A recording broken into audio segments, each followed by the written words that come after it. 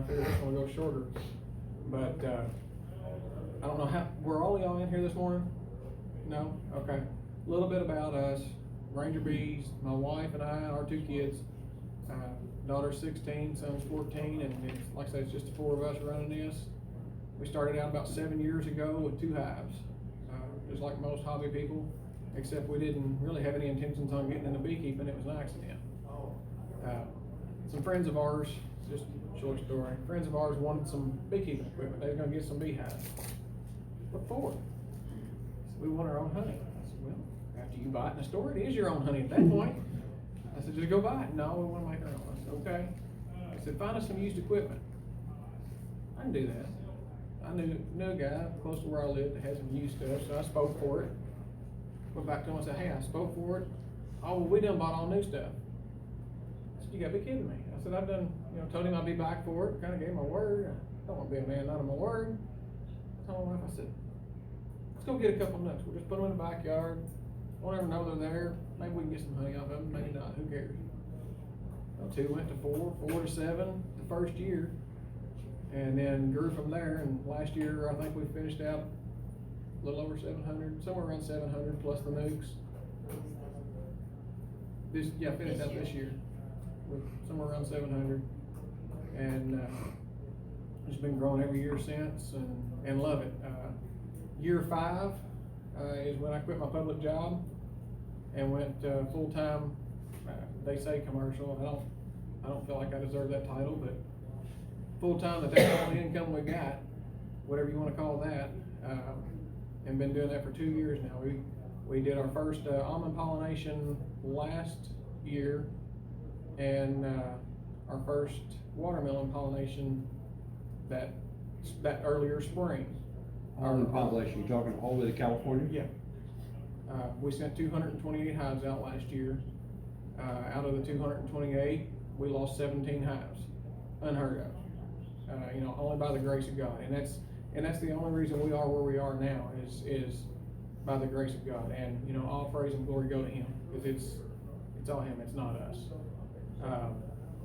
But we did successfully go to almonds last year. Let me back up before we start there. Watermelons is where we started out doing some pollination. I've been trying. Where? Locally? Up around our area, towards Owensboro area. I knew a guy that raised watermelons, so I thought, well, we'll try to get in this. And I talked to different ones, and man, you don't want to put your hives in watermelons, they'll die. And I thought, well, maybe that was just his experience. Talked to somebody else.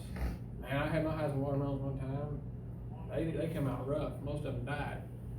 I thought, oh, what am I getting into here, And so talking to different ones, and all I got was negative feedback, negative everywhere. And I thought, man, I may be making a big mistake. But we started out, we put, I don't know, it's probably 50 or less in last year, the first year we did watermelons. And it was kind of an experimental thing. We had some still out of watermelons that we didn't put all of our eggs in one basket. And so we got in and took them good hives. Didn't want to get the name of taking weak hives to begin with. And I knew if they was going to stand any chance, a strong hive would stand a lot better chance. So we took those in, and I had talked to one guy that told me how to try to do it successfully. And so we took the hands-on approach. A lot of pollinators will take their bees out, they'll drop them, call me when they're done, and that's the attitude they've got. And if that's what you're thinking, is that you can get into pollinating with your bees, drop them off, collect a paycheck, and pass go, and that's it, you're going to have some nice equipment, but there's not going to be bees in it about anything. Pollination's hard on them. I mean, all of you know that the crops that we've got around here, the sprays, the fungicide, insecticide, everything is against us.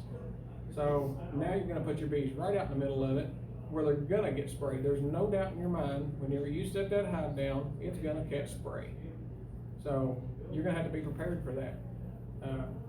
The fungicide kills the pollen. The values of the pollen is no good. It doesn't raise young because the nutrients are gone out of it. So it's like like you eating a jelly sandwich every day of your life. You're gonna have an imbalanced diet, no nutrients. Your immune system's gonna be low. So same thing with the bees. You know, when they're not getting sufficient nutrition, their immune system's down, they're susceptible to everything. You know, we've got a problem with mites. So all these diseases and viruses that they're vectoring to begin with hit you that much harder. It's like having leukemia. You're susceptible to so many things at a higher level. What you or I may be able to tolerate, the person with leukemia can't. Same thing with the bees. Whenever you bring their immune system down from bad nutrition to begin with, you're already on the downside of the coin. You know, you're already got something working against you. So we went to the approach of going out every week, giving them some light feed. Now I'm not talking something that's gonna be storing up and wind up with too much feed in the boxes and all this kind of stuff. I'm talking a thin light feed. Something that's gonna sour fast, so don't give them much. But what we did is we'll feed, if they need it every week, we will give it to them every week. But if they didn't need it every week, every 2-3 weeks, just as long as you're watching the bees and letting them tell you what to do, but making sure that they've got feed, that they've got pollen. You know, if they're not bringing in anything but just the pollen off of the crop that you're pollinating, because you know that pollen's no good, then you need to be doing some kind of pollen substitute. So think about that. You know, that's part of that nutrition. You know, a balanced diet. You know, proteins and carbs. So you're gonna have to have both sides of that. A way to know if you're bringing in any other pollen than what your crop you're pollinating is, walk out through the watermelon field, through wherever you're at. See what color they're getting in their pollen sacs. You know, keep that in mind. Go to your hives and just stand there for a little bit. You don't have to stand there long. Watch all the pollen coming in. See if there's a diversity of pollen, or if it's all just the melons or the peppers, whatever you're pollinating. See if it's something different. If it's not, put you a substitute out there and let them start bringing in some diversity, something with nutrients. Like I said, the fungicide sprayed melons or crops have no nutrients at that point, so your next generation of bees is what it's affecting. You can take fungicide, open your hive up and spray it in your hive. It's not gonna kill your bees. It's what the next generation gets fed that insect or fungicide with no nutrients. That's where you're hurting, is the next generation. And any of you that was in the talks this morning, one of the key things that I said was be planning and preparing for the next gig, the next year, the next month. Whatever's going on right now in the hive affects the next generation. So 3 weeks down the road, if you're malnutrition here, then those bees, whenever they hatch, are gonna be sick bees to begin with. So that's what you always gotta be looking for. That's why nutrition is so important on being able to be successful and keep healthy hives, to be able to pollinate, to be able to come out of the pollination and go to the next honey crop or next pollination gig. That's the only way you're gonna, because dead bees don't make money. If they could, I would be done. I've had enough dead bees that I could retire on them. But, they don't. So what we've got to do is try to keep them alive. You say pollen substitute, what are you using? AP23, Ultra Bee, Mega Bee, anything. When I'm talking using it in pollination, I'm not talking about making a patty and sticking it in your hive and making a hive beetle attractant. I'm talking about setting a 5-gallon bucket somewhere and something over it to where they can bring it in naturally and keep the rain out of it, because it will sire and ferment and everything else.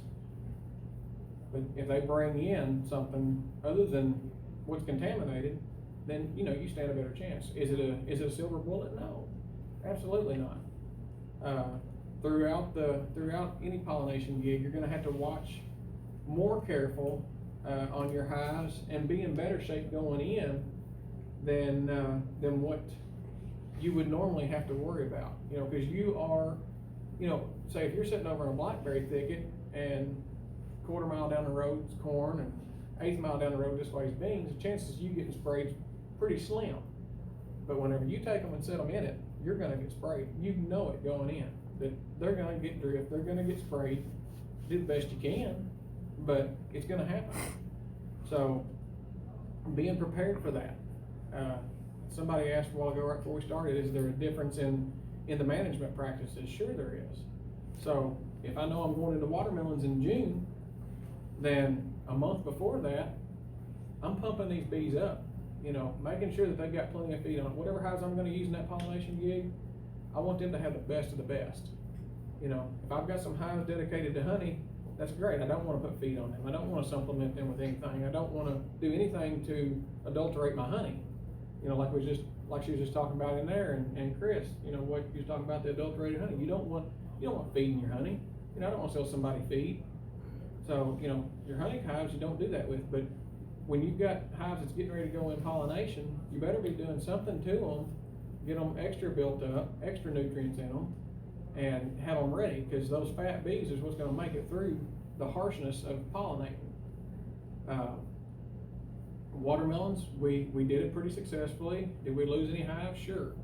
But one of our practices is, anytime we're in our hives every 7 to 10 days. So when we go to the field and we've got one that's crashing, we fix it right then and there. We don't wait and say, well, you know, this one was a loss, let's rebuild it. When we see it going down, if it's a queen problem, if it's not enough brood, whatever it takes, we put a queen in, we pop a nook in, give it antibiotic. If it's got diseases, you know, you're gonna wanna watch all these things, so that you can monitor these hives, because if you don't, they are gonna go south, and you can't let them get too far gone, and you're not gonna bring them back, and you will be starting this hive over. Where if you catch it early, you know, just like anything else, you know, you catch your cold early and hit it with a bunch of vitamin C, chances are, you know, you'll come out better than you would if you just suffered through it and didn't take some. So, you know, that's one thing. You're making me nervous sitting there for some reason. Why would I make you nervous? I don't know. Huh? I'll leave. Nah, just trade me spots. But no, You can talk same over here as I'm sitting there. no, I'm talking, you talking. You know, the health of the bee, that's the main thing. Like I said, a lot of people that are considering pollinating, or considering, you know, this really kind of goes hand in hand with the going into this as a profession. You need to look at things in a different aspect, rather than saying, okay, well, you know, the bees are flying in and out, they're doing good. You know, you need to be digging in that hive to make sure that the brood looks healthy. You know, if the brood's starting to yellow or corkscrew, and when I say corkscrew, the head or the tail going over one another like that in the comb, you've got a brood disease. You know, you need to be able to identify all these different diseases, these problems, and know what to do to fix them. You've got to be a bee veterinarian, basically, to be able to do that. Am I calling myself one? No, I'm learning every day and going, well, I got that one wrong, it's dead. But, you know, you learn from your mistakes. That's the big key. On your moving in and out of pollination. You know, I don't know how many in here are wanting to get into pollinating. I just want to learn about it. Right. Okay. Well, I had a guy that asked me if I had bees in pollen. I just didn't have enough. I didn't think, and that was going to be one of my questions later on. You can touch on this. Go ahead. Your colony, how many colonies to an acre or whatever? It depends on the crop. That's what I was going to say. Like for melons, is what You he know, was like asking. melons, if it's a seedless melon, it takes about 2 hives to an acre. That's what we're putting on our seedless melons. Okay. Our growers up in Vincennes, I don't know if they're seedless or not, or if they just don't like spending money on hives, but they're putting 1 hive to every 2 1/3 acres or something like that. It's But same something. cantaloupes or? Cantaloupes should be about the same. You know, there's cantaloupes up there, up above Vincennes where we was at. And, you know, I haven't done a whole lot up there. What I've done mainly is the farmer that's right next to me, and we run about 700 hives on him. So about a colony to an acre? 2 colonies to an acre on watermelons, That's on the double- seedless watermelons. Double D's or single? I've run doubles. Now, it only requires a single. Just like when you go to California, all it takes is 8 frames to make great. And I say all it takes, but that's hard to do in the middle of January going into February. I don't know how many of you went out and opened your hives and tried to put 8 frames of covered bees while they're clustered. but 8 frames is a lot of bees. So, I mean, it can be tough to make great, but, you know, that's what it takes out there. So I figure, you know, if 8 frames is what it takes in almonds, then that's at least what I'm gonna give my farmer in melons. You know, I'm not here to get the name of, well, he gave me the bare minimum, exactly what I asked for. I'm here to get the name that, I told him that I needed 8 frames, and he brought me 14. You know, that's the kind of name that I want, so that whenever they talk to their neighbor, and we've already been seeing this, people saying, man, you know, he brought big hives. You know, there's a lot of people out there that what they're sending is a nuke and a single. They're giving them 5 frames, because most of these farmers around here are not gonna look. The only place you're really gonna get graded is in California. So these farmers are depending on you to be honest and give them what they're paying for. Because most of them, whenever they go by your house, they hit that window button and they roll it up. They don't want nothing to do with them other than pollinate those melons or pollinate those peppers or whatever you're on. You messed with blueberries? I haven't yet. I've got my curiosity up. I'll leave it at that. I don't know if we'll pursue it or not, but my curiosity's up. There's a guy in Bowling Green that's got about 50 acres, and I didn't know if he would be interested or not. I didn't know that. What time of year are we talking?